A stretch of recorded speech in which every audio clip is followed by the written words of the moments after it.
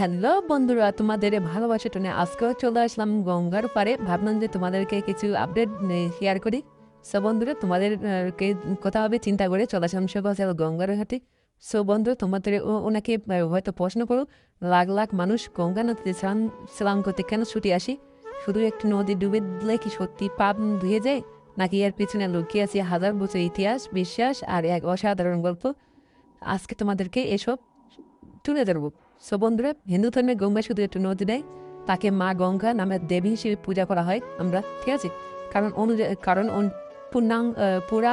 পুরাণ অনুযায়ী গঙ্গার উৎপত্তি স্বর্গে, পরে রাজা ভগীরথদের কঠোর তপস্যার ফলে গঙ্গা পৃথিবীতে নেমে আসেন বন্ধুরা, যাতে তার পূর্বপুরুষদের আত্মা মুক্তি লাভ করতে পারে।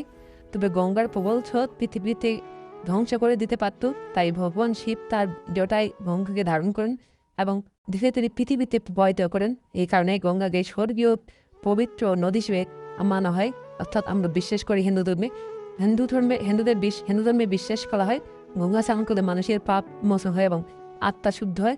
বিশেষ করে গঙ্গা দশহরা, মকর সংক্রান্ত বা কুলুস্থ মেলার মতো পবিত্র তীর্থে গঙ্গা স্নানের গুরুত্ব আরও বেড়ে যায় এখানে, ঠিক আছে?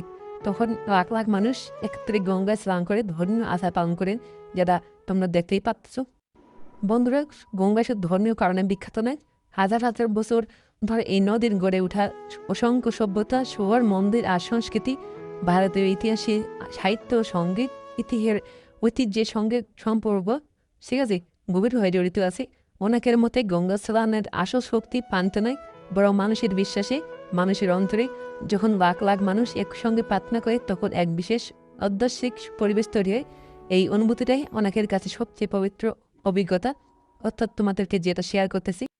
সো বন্ধুরা, ভিডিওদের বিন্দু উড়ন ভালো লাগে অবশ্যই আমার চ্যানেলটা সাবস্ক্রাইব করে দেবেন, প্লিজ প্লিজ বন্ধুরা, যাতে করে তোমাদের সামনে প্রতিনিয়ত নতুন নতুন ভিডিও নিয়ে হাজির হতে পারি, ঠিক আছে?